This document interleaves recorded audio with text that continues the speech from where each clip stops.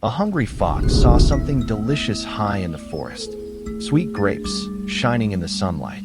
But could he reach them? Watch till the end to find out what the fox does next.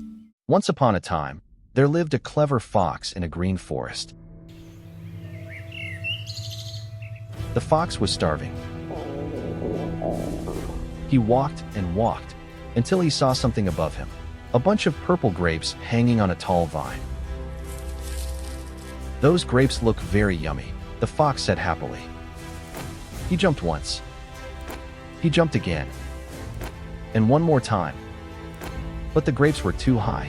He could not reach them. Some animals nearby started laughing. The fox felt embarrassed.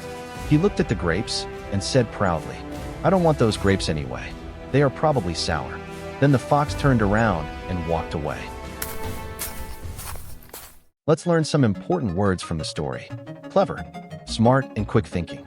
Example, the clever fox made a quick decision. Vine, a long plant that climbs and grows fruit. Example, grapes grow on a vine. Sour, a sharp, unpleasant taste. Example, the lemon tastes sour. Proudly, feeling good about yourself. Example, he walked proudly after winning the race. Repeat after me. Clever, vine, sour, proudly. Let's check your listening skills. Question 1. What did the fox want? A.